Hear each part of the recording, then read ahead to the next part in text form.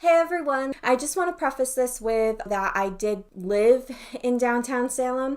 I also taught Salem witch history. I taught the Crucible. I taught Nathaniel Hawthorne's Young Goodman Brown. I did a lot of research on Hawthorne as a high school student and as an English major in college.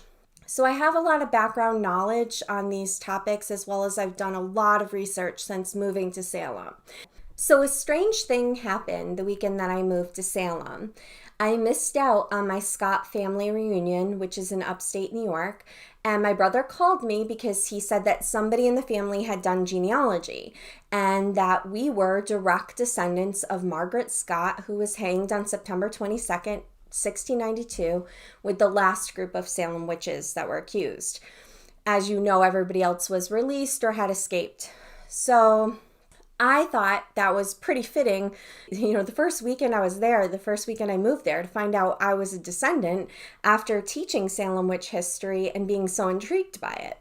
So not just that, I did some research myself and I found out that Margaret was the only accused witch from Rowley, Massachusetts. And Rowley was one of the 3 towns I was hired to teach for.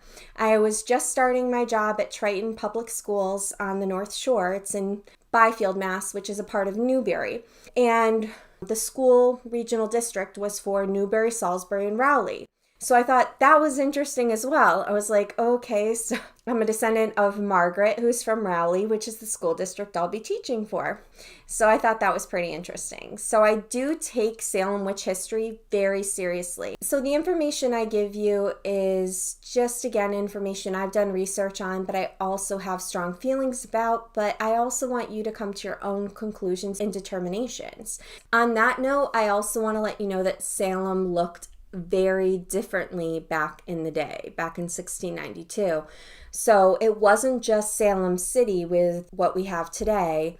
And that's why when I show you the videos on Gallows Hill, the real Gallows Hill, or where the Salem witches are buried, just know that Salem encompassed a lot of the neighboring towns. So I'll get into this in the video just so you have a better idea. I'll show you a map and what it used to look like versus what it looks like today. So they don't want you to know where these real locations are because they'd like to keep the tourists grouped into Salem City. They don't want you going off and wandering and finding all these places on your own. It's too much for them. So they want to keep you just in Salem City. But for them to say that they don't know where these actual places are, they're lying to us.